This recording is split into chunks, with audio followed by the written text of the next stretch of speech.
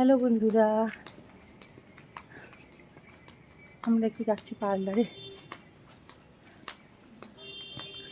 হাবিবসে যাচ্ছি, বলেছিলাম না চুল কাটবো। মেয়েও আছে সাথে। উনি আয়, এই যে মুনি আর আমি বেরিয়ে গেছি। আমি ফ্রক পরেছি, একটা ফ্রক পরেছি যেরকম টাইপের, এরকম জুতো পরেছি। এই যে জুতোটা বোঝা যাচ্ছে কি জানি না। ফ্রক রিক্সা পেয়ে গেছি, যেখানে আমাদের নিজেদের বাড়ি টালিগঞ্জ, ওখানে হাবিবস, ওখানে যাচ্ছি চুল কাটতে। মেয়ে আর আমি। যাবে না? ওইখানে গাড়ি আছে। তাকে আমরা রেডি দিয়ে বেরিয়ে যেতাম। ও বলছে এখানে গাড়ি আছে।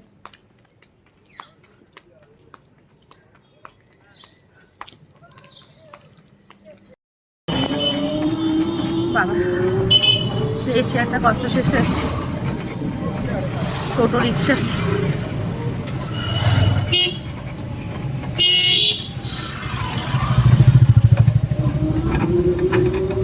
পৌনে 4টে বাজে, টাইম লাগে, তাড়াতাড়ি বেরিয়েছি। ছেলের সন্ধ্যেবেলা পড়া থাকে তো। হাবিবতে যাচ্ছি চুল খুব হেয়ার কাটের জন্য। হাবিবটা সব থেকে বেস্ট। টোটো রিক্সা পেয়েছি, টোটো রিক্সা থেকে নেমে অটো ধরতে হবে।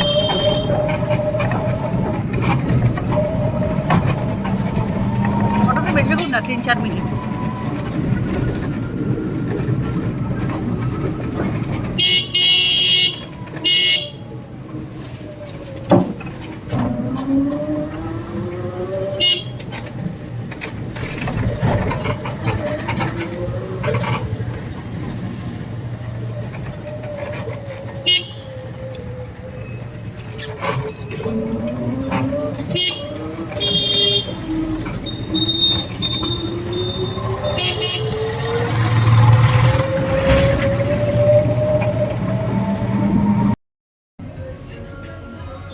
চলে এসেছি হাবিবসে।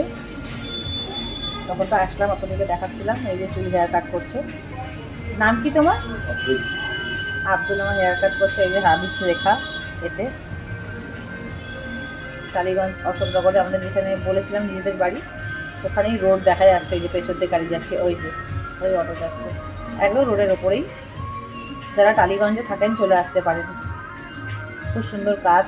আর হাবিব তো সবাই জানেনই কেমন কাজ, কেমন প্রোডাক্ট, এতে বলার কিছু নেই।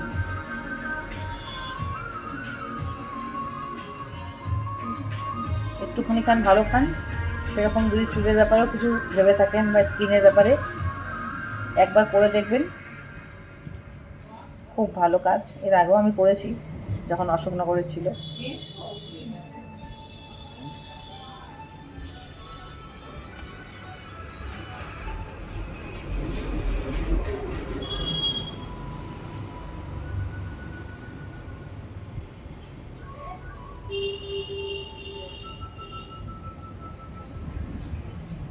পরে দেখাবো করার পর লুকটা, ঠিক আছে? Final look.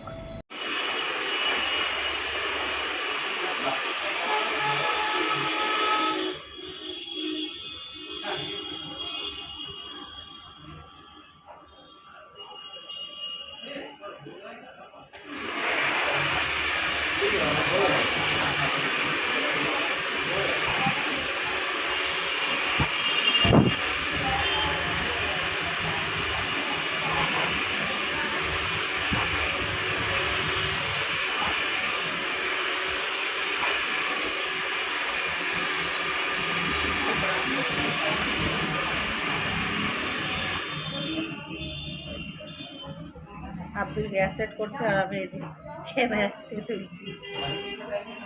ব্লগে আসবে এটা।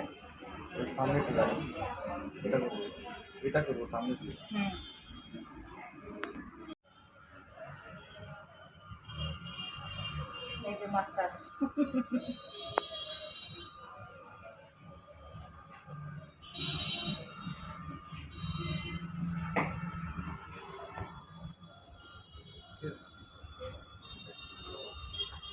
ব্যাক ক্যামেরা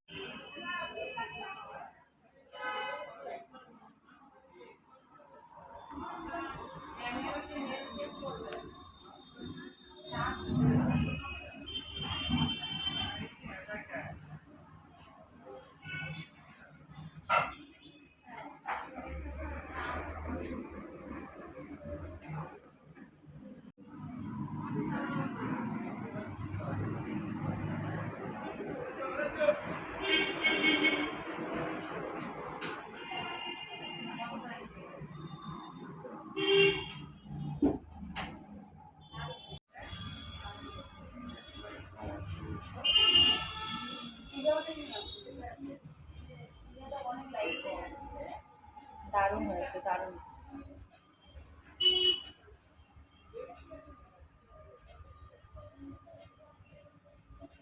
ও ফটো তুলছে, থ্যাংক ইউ সো মাচ আপনাকে স্পেশালি। আবার আসবো। আর হাবিবসের কাজ সবাই জানেন, বিশেষ করে হেয়ারের ভীষণ বড় এরা আর সব পাকাপোক্ত। তো আপনারা এখানে আসবেন, অবশ্যই আসবেন। ভীষণ ভালো কাজ করে এটা অশোকনগরে। মালঞ্চ চহল থেকে একটু আগে আসবেন, চালিয়ার একটু আগে, মালঞ্চ চহলের একটু পরে, তাই তো? দারুণ হচ্ছে, কোনো কথা হবে না। Thank you so much. খাও গরমের মধ্যে। আমরা একটু ঘুরছি বাজার করতে করতে, একটু আমরা ফুচকা খেলাম আজকে জমিয়ে বন্ধুরা। আর মাম্মামকে দুটো শুকনো ফুচকা খাইছি জোর করে। মাম্মাম একটা আইসক্রিম খাচ্ছে। খাও। অনেক দিন পর একটু দাঁড়িয়ে ফুচকা খেলাম। একটা আলুর দম খাবো। থামস আপ নিয়েছি একটা। থামস আপটা ওইখানে রাখা, লোকে তুলে নিয়ে চলে যাবে, ওখানে রেখে এসছে। পয়সা দিয়ে দিয়েছ? তুলে দিচ্ছে এই যে।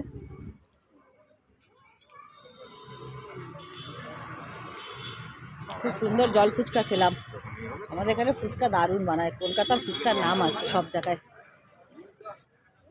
আর এই হলো ফুচকার দোকান। এখানে দই ফুচকা পাওয়া যায়, ঝালমুড়ি, পাপড়ি চাট, দই বড়া, আলু কাবলি, ঝালমুড়ি, পাপড়ি চাট, দই বড়া, আলু কাবলি, চুরমুড়ি, ফুচকা, আলুরদম, দই ফুচকা, মিষ্টি ফুচকা, আলুরদম ফুচকা। আমাদের এই দোকানটা প্রচুর পুরনো আর প্রচুর ফেমাস। খাবার দাবার দারুণ বানায় সব কিছু। আমরা পুজো আসলে এখানে খাবোই খাবো। পুজো ছাড়াও এখানে ফুচকা মানে এখানে। আলুর দম খেলাম, খেয়ে একটা আইসক্রিম খাবার বাবান কর্নাটক। আমার গলা পছন্দ, আমার গলা শুকিয়ে গেছে। ব্লগ ইউটিউব চ্যানেল আমার রঞ্জিতার দুনিয়া। সাবস্ক্রাইব করুন, একটুই চলে আসবে, দেখতে পারবেন। রঞ্জিতার দুনিয়া। এটা আমাদের বাড়ি নিউটালিগঞ্জে। এটাতে আইসক্রিম নিলাম। দাদাটাই জিজ্ঞেস করছে যে এটা কি ইউটিউব?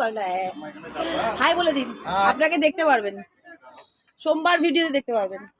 ওই জন্য বললাম সাবস্ক্রাইব করলে দেখতে পারবেন। এই দাদার দোকানে খুব সুন্দর সুন্দর আইসক্রিম পাওয়া যায়, এখানে সব রয়েছে। এই দাদার দোকান বহু পুরনো, আমরা ছোট থেকে দেখছি।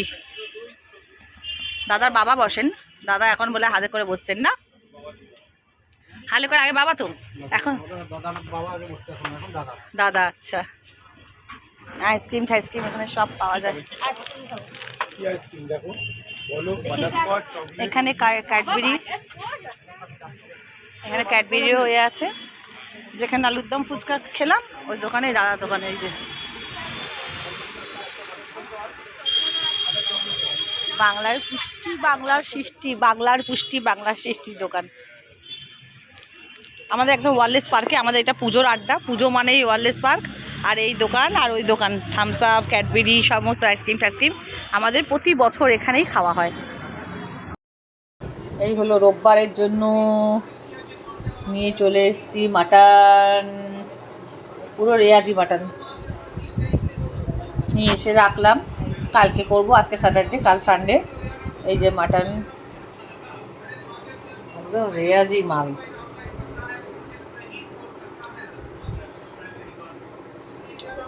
এই এনেছি, আপনারা তো সবাই জানেনই আমি রাত্রিরে করে বাজার করে রাখি। আর একটু একটু মানে এক এক দিন এক একটা করি। এই 500 চিংড়ি নিয়ে এসেছি। আর এই হলো আর মাছ নিয়ে এসেছি, চিংড়ি মাছ। আর এই হলো কাতলা মাছ। মাছের তেল এনেছি অনেকটা। এই যে এটা পুঁই শাক দিয়ে করবো চচ্চড়ি, মাছের তেলটা। আর এই হলো কাতলা, ভেতরে আছে পেটিগুলো সব। কাতলাটা এনে রাখলাম কারণ গরমে পাতলা ঝোল খাওয়া যায়। আর এই হলো 4 পিস তেলাপিয়া। বাজারে বেশি মাছ ছিল না শনিবার বলে এই মাছ এনে রাখলাম। এগুলো চলবে এখন কদিন চলুক, আপাতত আবার একদিন রাত্রিবেলা গিয়ে বাজার করে আনবার। এই হলো মাংস কালকের জন্য।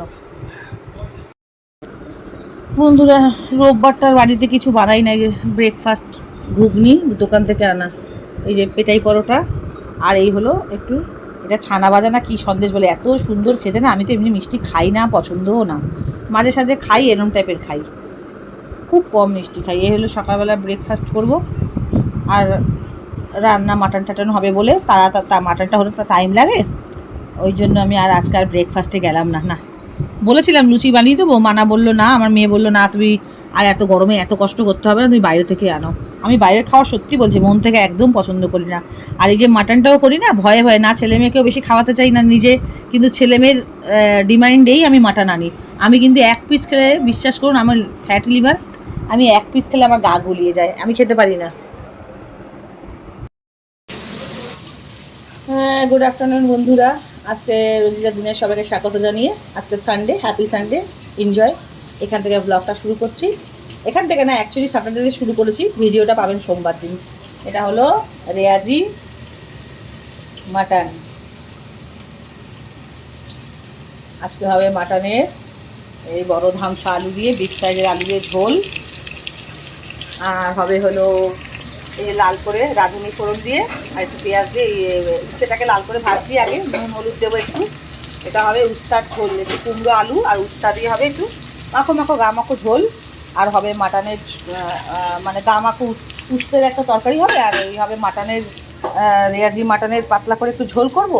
আর হবে কলমি শাক ভাজা, আজকে সানডের লাঞ্চ মেনু। আর অবশ্যই লেবু স্যালাড তো থাকবেই। ঠিক আছে, দেখতে থাকুন। কাল দিয়ে স্টার্ট করেছি ব্লগটা, আজকে শেষ করে কালকে এইটা আপনারা পাবেন। আর এখানে মাটন রয়েছে 1 কেজি মতো, আর দই দিয়ে দিয়েছি অল্প সামান্য, যেহেতু টমেটোটা দেওয়ার আগে দিয়ে নামাবো, তাই জন্য ব্যালেন্স করার জন্য যাতে টক না হয়ে যায়, সামান্য দই দিয়েছি আর একটু টমেটো দেবো। আমার টমেটো দিলে মাংসটা খুব ভালো লাগে। আর আদা রসুন বাটা দিয়ে দিয়েছি, পেঁয়াজ বাটা আছে, এটা নুন দিয়ে দিয়েছি, হলুদ দিয়ে দিয়েছি। যেহেতু কাঁচা লঙ্কা দেবো সেই কারণে বেশি লঙ্কার গুঁড়ো দেবো না, কেননা একটু কালারের জন্য হালকা দেবো।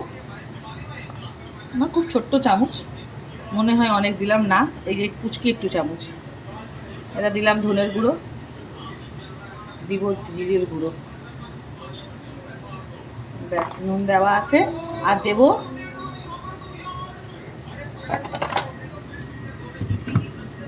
একটু কাঁচা সর্ষের তেল,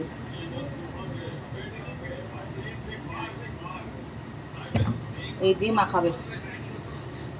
আমার হাতটা গেল। ভালো করে চটকে যাতে অর্ধেক মাংস হাতেই রান্না হয়ে যায়।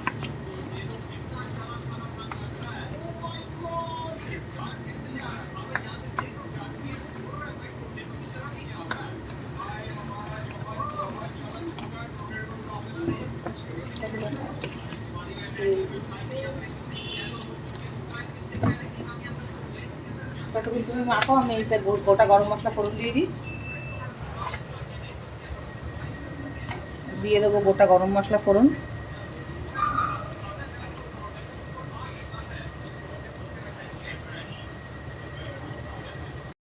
জিরে, শুকনো লঙ্কা, আর দিয়ে দেবো তেজপাতা, একটু ধুয়ে নিয়ে দিলাম হাত ছড়িয়ে। ওখানে হচ্ছে রাঁধুনি দিয়ে আলু কুমড়ো আর উস্তা দিয়ে, মানে করলা দিয়ে হচ্ছে একটা রাঁধুনি দিয়ে মাখো মাখো ঝোল টাইপের বলতে পারেন, যাই বলতে পারেন, তরকারি বলতে পারেন। আর হবে কলমি শাক ভাজা আর মাটন। আমি মাটন বলে বেশি কিছু এরা আমাকে রান্না করতে দেয় না, আমার খুব ইচ্ছা হয় করতে, কিন্তু করতে দেয় না কারণ এরা খায় না। দিয়ে দিয়েছি মাটন,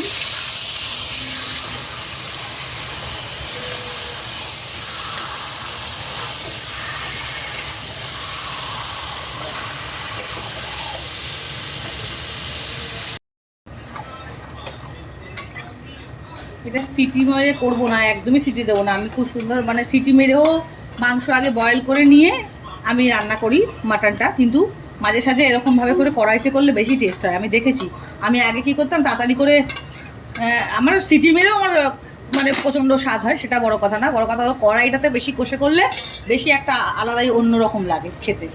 আমি দেখেছি একটু টাইম লাগে গ্যাস করে, সামান্য একটু খুন্তিটা ধুয়ে নিলাম, এবার ঢেকে ঢেকে এটাকে এখন ম্যাক্সিমাম 1 ঘন্টা করতে হবে।